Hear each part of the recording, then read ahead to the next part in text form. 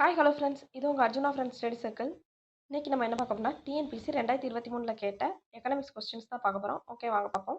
First பாருங்கள், எந்த ஆண்டு 15வது நிதிக்குழு ஏற்படுத்தப்பட்டது? எந்த ஆண்டு 15வது நிதிக்குழு ஏற்படுத்தப்பட்டது? இதற்கு சரியான விடை என்னன்னு பார்த்தீங்கன்னா 2017. 2017 தான் 15வது நிதிக்குழு ஏற்படுத்தப்பட்டிருக்கும். ஓகேங்களா? ஓகே, நெக்ஸ்ட் பாருங்கள், components of GST or of ஜிஎஸ்டியோட காம்பனன்ஸ் எவ்வளோன்னு கேட்டிருக்காங்க. எவ்வளோன்னு பார்த்தீங்கன்னா 3 டைப்ஸ். ஓகேங்களா? என்னென்ன டைப்னா சிஜிஎஸ்டி,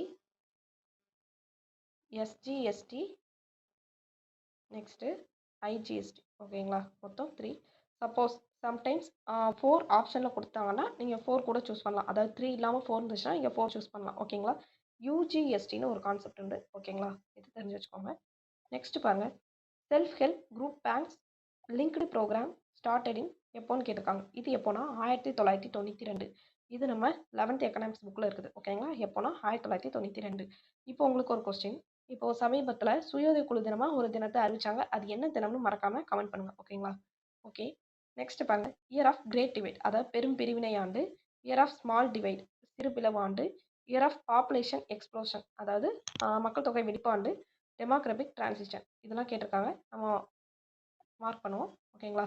இயர் ஆஃப் கிரேட் டிவைட்னா பெரும் பிரிவினை ஆண்டு. பெரும் பிரிவினை ஆண்டு எப்போ வரும்னா 1921 வரும். ஓகேங்களா? 1921 பெரும் பிரிவினை ஆண்டு. Next year of small divide எப்போன்னு பார்த்தீங்கன்னா 1951. அதுக்கப்புறம் மக்கள் தொகை வெடிப்பு ஆண்டு 1961 வரும். டெமோக்ராபிக் டிரான்சிஷன் 2011. ஓகேங்களா? So 4 3 2 1 correct.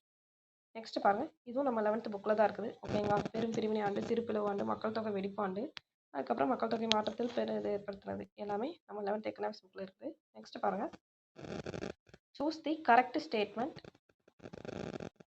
About the strengths of Indian economy. ஓகேங்களா? ஓகே, இந்தியன் எக்கனாமியோட ஸ்ட்ரென்த்தில் எது கரெக்டுன்னு கேட்டிருக்காங்க. India has a mixed economy. ஓகேங்களா? சாரி, இன்கரெக்ட் கேட்டிருக்காங்க. ஓகேங்களா? இன்கரெக்ட் கேட்டிருக்காங்க. நான் கரெக்டுன்னு சொல்லிட்டேன். இன்கரெக்ட் எது தப்புன்னு கேட்டிருக்காங்க. ஓகேங்களா? இந்திய பொருளாதாரத்தின் பலங்களில் தவறானதை தேர்ந்தெடுன்னு சொல்லியிருக்காங்க. ஓகேங்களா? India has a mixed economy. இது பலமா பலவீனமானு கேட்டிங்கன்னா இது வந்து பலம். ஓகேங்களா? Next industries plays the key role. இது தாங்க தப்பு. ஓகேங்களா? Okay, India has a fast growing economy. India வந்து வளரும் பொருளாதாரத்தை கொண்டுள்ளது. இது கரெக்டு தான்.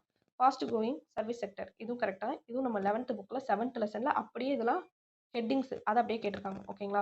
ஓகே ஃப்ரெண்ட்ஸ், இதே மாதிரி ப்ரீவியஸ் இயர் கொஸ்டின் நம்ம அர்ஜுனா ஃப்ரெண்ட்ஸ் ஸ்டடி சர்க்கிளை சப்ஸ்கிரைப் பண்ணிக்கோங்க. ஓகே, பாய், தேங்க்யூ.